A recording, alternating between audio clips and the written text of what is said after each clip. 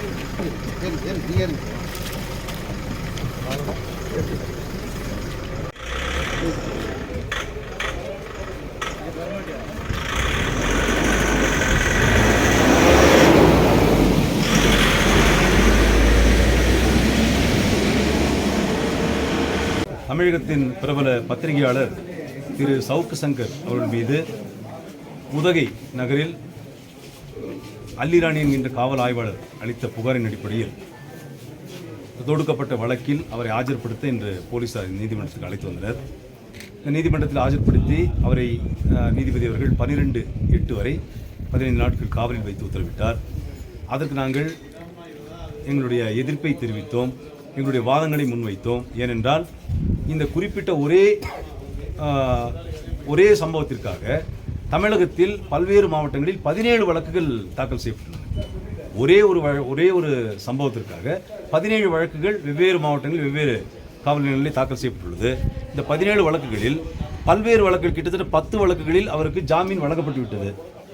மேலும் 5 வழக்குகளில் அவருடைய கைதை ஏற்க முடியாது என்று சம்பந்தப்பட்ட நீதிபதிகள் அந்த கைது ரிமாண்ட் ரிப்போர்ட்டை ரிஜெக்ட் செய்து தள்ளுபடி செய்து உத்தரவிட்டிருக்கிறார்கள். மேலும் 2 வழக்கில் குற்றப்பத்திரிகை தாக்கல் செய்யப்பட்டு விட்டது. ஆக எங்களுடைய வாதம் என்னவென்றால், முழுமையாக இந்த வழக்கில் விசாரணை முடிந்துவிட்டது. ஒரே சம்பவத்திற்காக 17 வழக்குகள் தொடுக்கப்பட்டிருக்கின்றன. 17 வழக்குகளில் 5 வழக்குகளில் போலீஸ் காவலில் எடுத்து அவரை விசாரித்து விட்டார்கள். இனி அவரை விசாரிக்க ஏதுமில்லை என்பதால் அவருடைய கைது ரிமாண்ட் ரிப்போர்ட்டை நீங்கள் தள்ளுபடி செய்ய வேண்டும் என்று எங்களுடைய வாதத்தை முன்வைத்தோம். ஆனால் காவல்துறை தரப்பில் ஒரே குற்றமாக ஒரே சம்பவமாக இருந்தாலும் இது தனியான வழக்கு என்பதால் அவரிடம் நாங்கள் ஆதாரங்களை சேகரிக்க வேண்டியிருக்கிறது, அவரை மீண்டும் நாங்கள் விசாரணை செய்ய வேண்டியிருக்கிறது. எனவே 5 நாட்கள் போலீஸ் காவலில் எங்களுக்கு வழங்க வேண்டும் என்று கேட்டிருந்தார்கள். நாங்கள் சொன்னோம், முதல் வழக்கில் அவரை கைது செய்த பொழுது கோவை மத்திய சிறையிலே அவருடைய வலது கையில் 3 எலும்புரிகள் ஏற்படும் அளவில் காவல்துறையினர் அவரை தாக்கி இருக்கிறார்கள், அவரை சித்திரவதை செய்திருக்கிறார்கள். எனவே 5 நாட்கள் போலீஸ் காவலில் அவருக்கு வழங்கினால் மீண்டும் அவர் உயிருக்கும் உடலுக்கும் அச்சுறுத்தல் ஏற்படும், மன ரீதியாக அவர் துன்புறுத்தப்படுவதற்கு வாய்ப்புகள் இருக்கிறது என்று நாங்கள் வாதிட்டோம். ஆனால் காவல்துறை தரப்பில் அவ்வாறு நாங்கள் செய்ய மாட்டோம், அவருக்கு உடல் ரீதியாகவோ மன ரீதியாகவோ எந்த ஒரு வேதனையும் நாங்கள் ஏற்படுத்த மாட்டோம், மேலும் அவருக்கு தகுந்த நேரத்தில் உணவு மற்றும் மருத்துவ பரிசோதனை, அவர் என்ன வசதிகள் கேட்கிறார்களோ அதையெல்லாம் நாங்கள் வழங்குவோம் என்று உறுதியளித்து நீதிமன்றத்திலே அவர்கள் உறுதியளித்திருக்கிறார்கள். ஆனாலும் நாங்கள் வழக்கறிஞர்கள் நாங்கள் தினம் 4 மணி நேரத்துக்கு ஒரு முறை அவரை சந்திப்பதற்கு எங்களுக்கு 1 மணி நேரம் வாய்ப்பு வழங்க வேண்டும் என்று சொன்னோம். மேலும் 5 நாட்கள் போலீஸ் காவலுக்கு நீங்கள் உத்தரவிடக்கூடாது, 1 நாள் மட்டும் போலீஸ் காவலுக்கு உத்தரவிட வேண்டும் என்று நாங்கள் வாதத்தை வைத்தோம். எங்கள் வாதத்தை ஏற்றுக்கொண்ட மாண்புமிகு குற்றவியல் நீதித்துறை நடுவர் அவர்கள் 24 மணி நேரம், அதை இன்றிலிருந்து நாளை மாலை 5 மணி வரை 1 நாள் போலீஸ் காவலுக்கு உத்தரவிட்டிருக்கிறார். இந்த ஒரு நாள் போலீஸ் காவலில் 4 மணி நேரத்திற்கு ஒரு முறை வழக்கறிஞர்கள் 1 மணி நேரம் நாங்கள் அவரை சந்தித்து பேசுவதற்கும் எங்களுக்கு நீதிமன்றம் உத்தரவை அளித்திருக்கிறது. அவரை இந்த வழக்கு 17 வழக்குகளைப் போல இதுவும் ஒரு பொய் வழக்கு. இது நீதிமன்றத்திற்கு விசாரணைக்கு வரும்பொழுது இதை நாங்கள் முறையான முறையில் நாங்கள் எதிர்கொள்வோம். இந்த வழக்கிலும் அவர் விடுதலை ஆவார் என்கின்ற நம்பிக்கை இருக்கிறது. மேலும் மாண்புமிகு உச்சநீதிமன்றம் அவருக்கு இடைக்கால ஜாமீன் வழங்கி உத்தரவிட்ட பிறகும் கூட இந்த காவல்துறையினர் அவரை மேலும் அவரை மன ரீதியாக உடல் ரீதியாக அவரை துன்புறுத்த வேண்டும் என்பதற்கு இந்த போலீஸ் காவல் எடுத்திருக்கிறது என்பதுதான் உண்மை. மேலும் அவருக்காக ஜாமீன் மனுவும் இன்றே நாங்கள் தாக்கல் செய்திருக்கிறோம்.